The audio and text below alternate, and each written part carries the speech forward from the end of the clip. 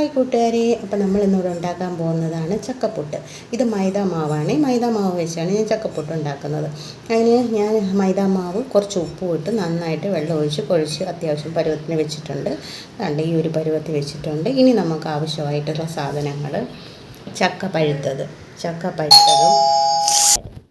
അപ്പം നമ്മുടെ പഴുത്ത ചക്കയാണ് ഞാൻ അരിഞ്ഞെടുത്തിട്ടുണ്ട്. പിന്നെ തേങ്ങ ആവശ്യമുള്ള അനുസരിച്ച് തേങ്ങ ചേർക്കും തോറും ടേസ്റ്റ് കൂടും. പുട്ടിന് ചക്കയും നമുക്ക് ചേർക്കാം.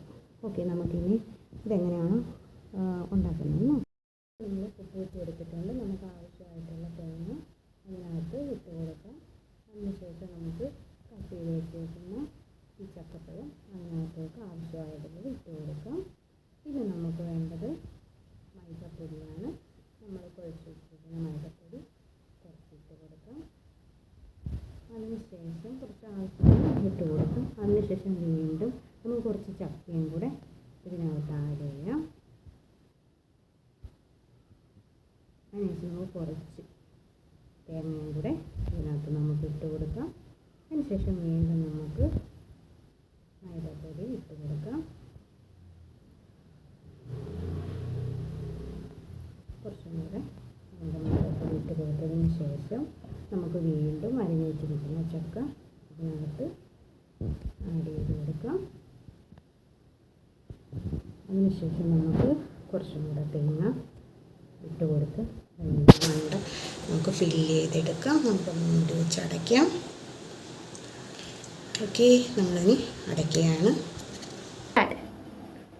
ഇനി നമുക്ക് ആവി കയറ്റിയെടുക്കാം. നമ്മൾ കട്ടനാണ് ഇടുന്നത്. നമുക്ക് നോയമ്പായതുകൊണ്ട് നമ്മൾ ചായ കുടിക്കില്ല. അപ്പം ചക്കപ്പുട്ടിൻ്റെ കൂടെ നമ്മൾ കട്ടൻ ഇട്ട് വെച്ചിട്ടുണ്ട്. ഇനി കട്ടൻ നമുക്ക് ഒഴിക്കാം. കട്ടൻ ഒഴിച്ച് കൊടുക്കാം.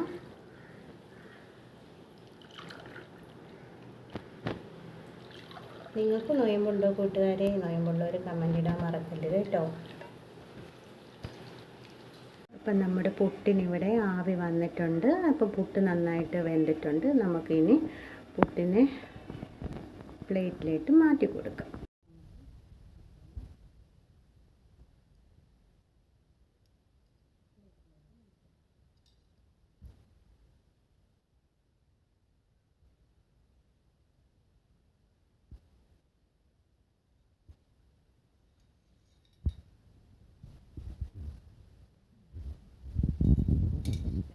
ചക്കപ്പുട്ട് റെഡി. കുറച്ച് പുട്ടിനിങ്ങനെ ചൂടുണ്ട് കേട്ടോ, നല്ല ചൂടുണ്ട്. ചക്കപ്പുട്ട് ഇഷ്ടമുള്ളവരെല്ലാം ഒന്ന് ഉണ്ടാക്കി നോക്കണേ. ഇതിനകത്ത് നമുക്ക് പഞ്ചസാര ഇട്ടും കഴിക്കാം, അതല്ല ഇങ്ങനെ വേണമെങ്കിലും കഴിക്കാം. നല്ല ടേസ്റ്റാണ്. ചൂടുണ്ട് കേട്ടോ. ചക്കയൊക്കെ പഴുത്തതും ആ മാവും ഒക്കെ ആയിട്ട് അങ്ങോട്ടൊന്ന് മിക്സായി നന്നായിട്ട് മിക്സായിട്ട്